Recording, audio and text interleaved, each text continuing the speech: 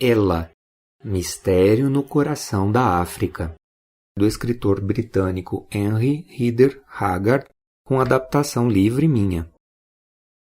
No capítulo 2, Léo e eu finalmente abrimos e conhecemos o segredo do misterioso cofre, que continha uma foto de sua mãe, um antigo camafeu egípcio, pedaços de uma ânfora com inscrições em grego e 2 pergaminhos, um escrito por seu pai e o outro por uma antepassada sua do Antigo Egito.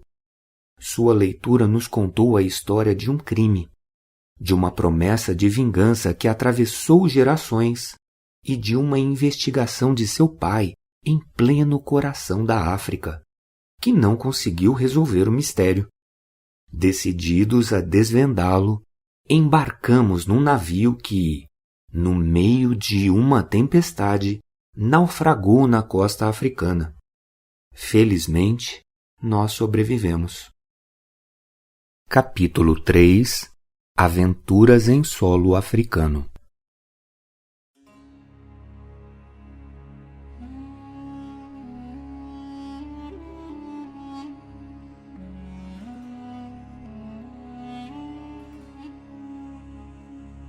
Apesar daquela névoa na costa africana, Mohammed logo achou a foz do rio Zambeze, que nós estávamos procurando. Nós remávamos nessa direção quando avistamos a montanha em forma de cabeça, idêntica à descrição de Amenartes milhares de anos atrás e de Bernardo mais recentemente. Devia ter uns 50 metros de base e uns 25 de altura. Nós resolvemos remar rio acima, procurando um local seco para atracar o barco. Na noite anterior, Job, por sorte, tinha levado para o barco nossas roupas, comidas e bebidas. Assim, nós pudemos fazer uma boa refeição. Um pouco adiante, nós achamos um pequeno porto, a única parte seca naquela margem mais elevada do rio. Do outro lado, só tinha pântanos. O sol era insuportável. Incapaz de descansar na sombra das árvores, Léo desembarcou e já foi inspecionar o lugar. Começou a esburacar o chão com sua faca a fim de descobrir alguma coisa. Venha ver, tio Boras! Chamou ele todo empolgado. Isso aqui já foi um cais! Uma argola de pedra, apropriada para amarrar cabos de navio, aparecia na terra. Um velho muro coberto de era também aparecia.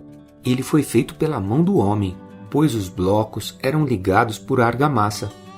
Meu pai estava certo, gritou Léo. Está claro de que havia um porto aqui e que foi construído por um povo civilizado que viveu nessa região. E talvez ainda viva, meu tio. O que você acha? Eu estava impressionado. Os argumentos de Léo eram fortes. À tardinha, quando o sol baixou, nós seguimos subindo o rio. As águas estavam infestadas de crocodilos e uma manada de hipopótamos se aproximou para nos observar. À noite, os mosquitos nos devoravam. O jeito foi nos cobrirmos com roupas apesar daquele calor infernal. A primeira noite africana não foi nada tranquila. Atraídos pela carne fresca de um antílope que nós caçamos para comer, 2 leões se aproximaram perigosamente do barco. Por sorte, Léo e eu atiramos e assustamos os leões. Uma semana depois, nós tínhamos navegado 150 quilômetros quando o rio se dividiu em 2. Um afluente largo e fundo apareceu na nossa frente e não sabíamos por onde continuar. Escolhemos o leito original, mas logo nós tivemos que voltar, porque ele foi se tornando cada vez mais raso, impossibilitando a navegação. Pegamos então o afluente mais largo, que parecia um canal feito pelo homem, com margens muito elevadas e muito regulares. O calor e os mosquitos iam ficando cada vez mais insuportáveis. A superfície da água se encheu de vegetação, tornando o ato de remar extremamente cansativo. Foram 4 dias nessas condições, dentro do coração da África, que acabaram com a gente. Caí, desfalecido, no fundo do barco, achando que nunca mais eu ia ver a luz do sol. Mas o pior ainda estava por acontecer. Acordei com 2 olhos me encarando e uma lança fria cutucando o meu peito. Fiquei imóvel e escutei perguntas em árabe. Quem são vocês? O que procuram aqui? A voz vinha de um dos ocupantes da canoa que tinha emparelhado com o nosso barco. Olhando, calculei que tivesse uns 10 guerreiros dentro dela. E respondi: nós somos viajantes, viemos por um safari e estamos perdidos. O homem que apontava a lança perguntou para alguém do lado dele: Pai, devo matá-los? Se são brancos, não os mate, respondeu o vulto com uma voz cavernosa. Aquela que deve ser obedecida foi avisada da chegada deles e ordena que sejam levados à sua presença. Vamos tirá-los do barco e cumprir o nosso dever.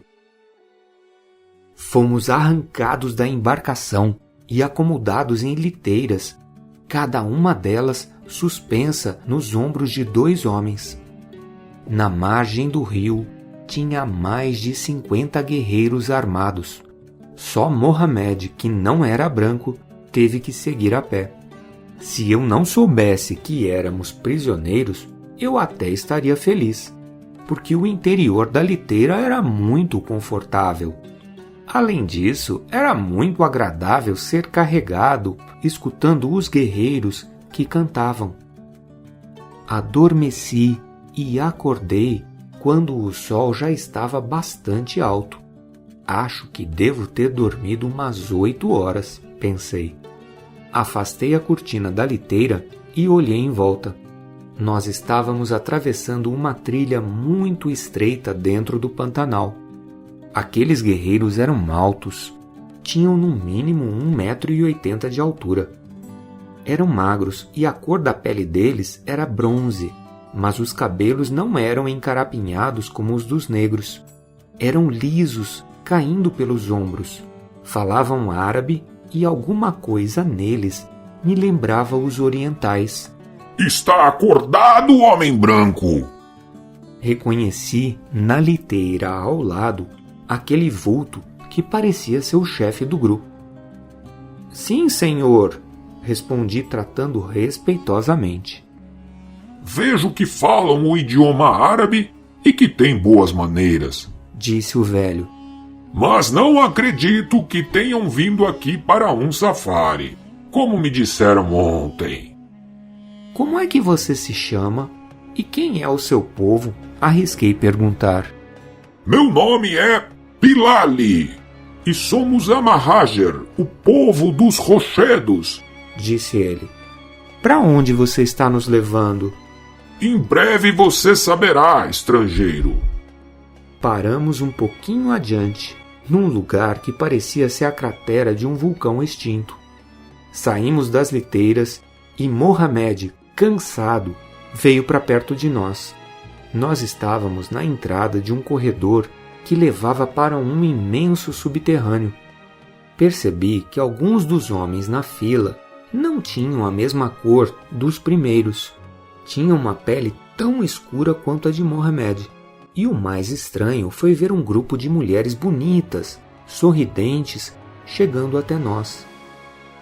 Elas tinham um rosto delicado, olhos profundos e cabelos longos, com uma tonalidade entre o castanho e o preto. Usavam cintos largos de couro e algumas se vestiam com túnicas amarelas, como Bilali.